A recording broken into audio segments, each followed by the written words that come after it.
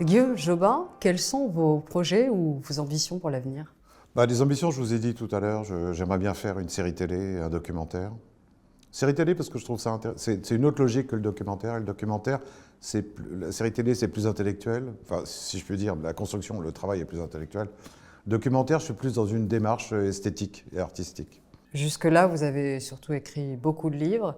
On peut s'attendre dans les mois à venir à un nouvel ouvrage peut-être? Ah oui, non, j'ai une trilogie de... Je vais essayer le roman historique, j'ai jamais fait encore.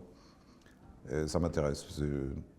Bon, mais c'est mon hobby d'écrire. Je vais au café pendant 3 heures, je débranche Internet, le téléphone, et puis je me plonge. Après, je ressors détendu. Comme j'aime pas trop les salles de sport, je me sens aussi bien au café. Et il y a un livre qui vous a particulièrement marqué, vous, personnellement? Mon livre sur l'IoT, j'ai fait ça en tant que résident du Maroc. J'ai fait ça pour m'amuser à la demande d'un éditeur français, et puis en me disant je vais en vendre 200, mais au moins j'aurais fait quelque chose, un livre d'histoire un peu sérieux.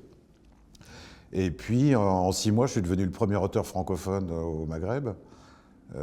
Donc ça m'a fait plaisir. Enfin, pour mon ego, c'était bon. Et puis ça m'a amené à faire la suite, etc. Et ça m'a mis dans une démarche d'historien du Maghreb contemporain, enfin du Maghreb, surtout Algérie, Maroc, depuis 1900, qui est assez passionnante quand on commence à creuser. Vous vous basez aussi beaucoup dans vos livres sur des faits réels, des choses que vous avez vécues, des personnages que vous avez déjà croisés. Après, oui, j'ai écrit des romans parce que je trouvais que la suite logique du livre d'histoire... En fait, un jour, un romancier marocain m'a dit j'aime bien tes livres d'histoire parce que tu écris comme un romancier, tu devrais essayer un roman.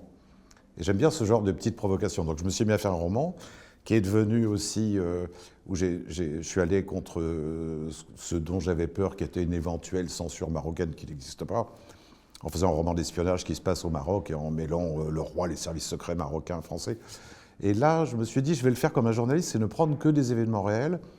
Ce qui est le roman, en fait, la partie romanesque, c'est la combinaison des éléments réels entre eux.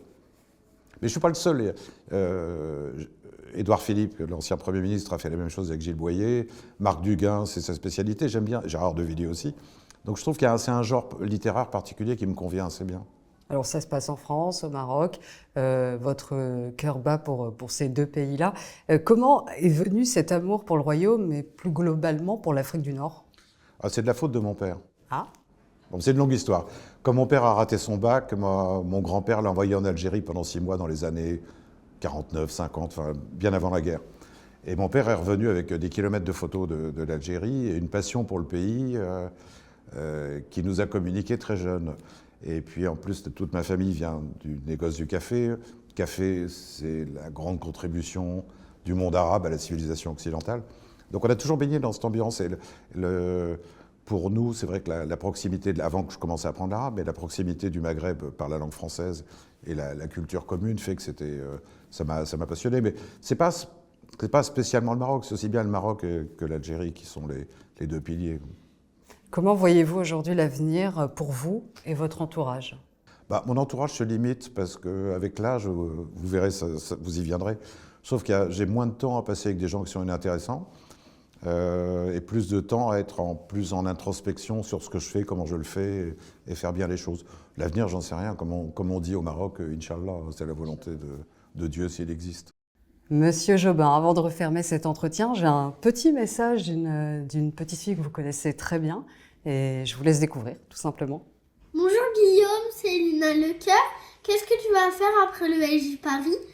Ne m'oublie pas, je t'aime très fort Guillaume. Gros bisous. Je t'aime. Ça me fait plaisir quand même. Bon, j'ai au moins quelqu'un qui pense à moi.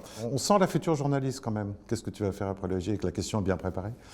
Qu'est-ce que je vais faire après le LJ? J'ai de quoi m'occuper, je vous dis, entre les livres, le cinéma, la télé. Moi, j'aime pas rester à rien faire. Et puis surtout, j'aime bien voyager. J'ai une passion. J'aimerais bien aller au Sahel, mais il y a la guerre. J'aimerais bien aller au Moyen-Orient, mais il y a la guerre. Il y a des pays. J'aimerais bien aller en Iran, mais je pense pas que ce soit le moment. Donc j'ai encore pas mal de choses à faire, je l'espère. Merci Guillaume Jobin d'avoir accepté notre invitation aujourd'hui. Merci.